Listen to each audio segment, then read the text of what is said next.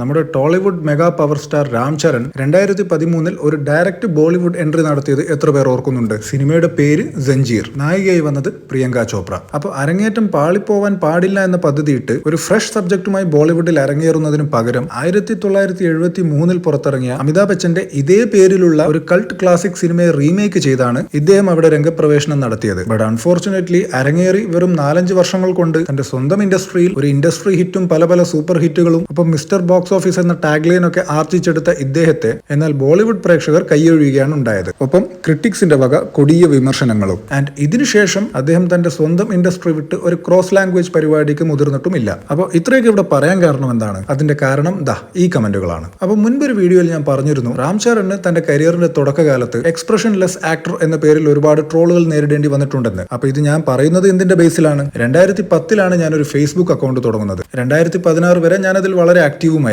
So ആ കാലയളവിൽ ഞാൻ ഇദ്ദേഹത്തെ കുറിച്ച് കണ്ട ട്രോളുകളെ ഉദ്ധരിച്ചുകൊണ്ടാണ് അങ്ങനെ ഒരു സ്റ്റേറ്റ്മെന്റ് ഞാൻ നടത്തിയത്. യെസ്, രംഗസ്ഥലം എന്ന ചിത്രം ഇറങ്ങി വിജയിക്കുന്നത് വരെയും ഇദ്ദേഹത്തിനെതിരെ എക്സ്പ്രഷന്റെ പേരിൽ രൂക്ഷ വിമർശനങ്ങൾ ഉണ്ടായിരുന്നു. അപ്പോൾ ഇത്രയും വർഷങ്ങൾക്ക് മുൻപ് നടന്ന കാര്യങ്ങളൊക്കെ നിങ്ങൾക്ക് എങ്ങനെ പ്രൂവ് ചെയ്തു തരും എന്ന് ചോദിച്ചാൽ ഒന്ന് ഗൂഗിൾ ചെയ്തു നോക്കാം അല്ലെ. ഇനി വല്ല പഴയ ഫേസ്ബുക്ക് പോസ്റ്റും കിട്ടുമോ എന്ന് നോക്കിയാലോ? ഇത് 2020 അദ്ദേഹത്തിന് വന്നൊരു ബർത്ത്ഡേ പോസ്റ്റ് ആണ്. അതിൽ ആദ്യത്തെ വരി നിങ്ങൾ ശ്രദ്ധിച്ചോ?